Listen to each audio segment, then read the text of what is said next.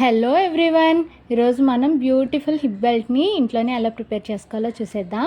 ఛానల్ని ఇంకా ఎవరైనా సబ్స్క్రైబ్ అవ్వకపోతే సబ్స్క్రైబ్ అయ్యి బెల్ ఐకాన్ ప్రెస్ చేసేయండి.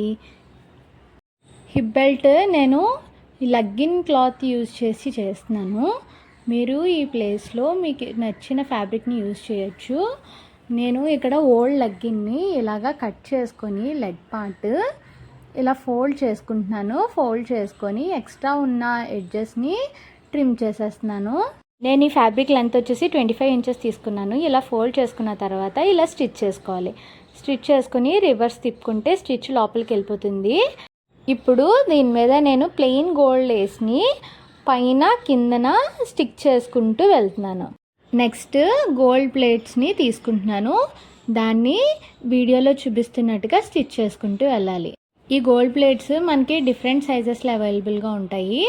మీకు హిప్ బెల్ట్ ఏ సైజులో కావాలి అంటే ఆ సైజ్ని మీరు ప్రిఫర్ చేసుకొని కస్టమైజ్ చేసుకోవచ్చు. ఈ హిప్ బెల్ట్ని మనం ట్రెడిషనల్గా శారీస్ మీద లేకపోతే హాఫ్ శారీస్ మీద వేసుకొని స్టైల్ చేయొచ్చు. చాలా అంటే చాలా బ్యూటిఫుల్గా ఉంటుంది. మీరు ఈ వీడియోని కేర్ఫుల్గా అబ్జర్వ్ చేస్తే సింపుల్గా స్టిచ్ చేసేసుకోవచ్చు. ఈ ప్లేట్స్ అన్నిటిని ఒక దానిపైన ఒక ప్లేట్ని పెట్టి ఇలా నీడిల్తో స్టిచ్ వేసుకుంటే సరిపోతుంది. ఒకవేళ నా వీడియోస్ కనుక మీకు హెల్ప్ఫుల్గా ఉంటే please do like, share, comment and subscribe to my channel. Next A video కావాలో కమెంట్ చేయండి. ఇలా మనం హాఫ్ వరకు గోల్డ్ ప్లేట్స్ని స్టిచ్ చేసుకుంటూ వెళ్ళాలి.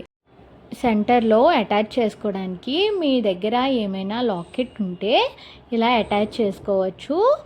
నేనైతే నా దగ్గర ఉన్న ఇయర్ రింగ్ పైన స్టడ్ తీసేసి కిందనున్న పార్ట్ని ఇలా లాకెట్లా చూస్ చేసుకున్నాను. దాన్ని ఇక్కడ స్టిచ్ చేసుకుంటున్నాను. మీకు ఇన్ కేస్ హిప్ బెల్ట్ ప్లెయిన్గా కావాలి అనుకుంటే ఈ మధ్యలో లాకెట్ లేకుండా కూడా ప్లెయిన్గా స్టిచ్ చేసుకోవచ్చు. అది కూడా చాలా బాగుంటుంది. వన్స్ సెంటర్లో లాకెట్ అటాచ్ చేసిన తర్వాత మిగతా హాఫ్ కూడా గోల్డ్ ప్లేట్స్ని స్టిచ్ చేసుకోవాలి. చూసారా ఎంత సింపుల్గా హిప్ బెల్ట్ ప్రిపేర్ చేసేసుకున్నామో. ఇప్పుడు థ్రెడ్స్ అటాచ్ చేసుకుందాం హిప్ బెల్ట్కి. దానికోసం నేను 1 మీటర్ థ్రెడ్ తీసుకున్నాను. 1 మీటర్ని హాఫ్కి కట్ చేసుకొని ఇలాగా ఈ క్లాత్లోకి ఇన్సర్ట్ చేసుకున్నాను. ఇన్సర్ట్ చేసుకొని స్టిచ్ వేసుకుంటున్నాను. ఇలా బోత్ సైడ్స్ థ్రెడ్ని అటాచ్ చేసుకోవాలి.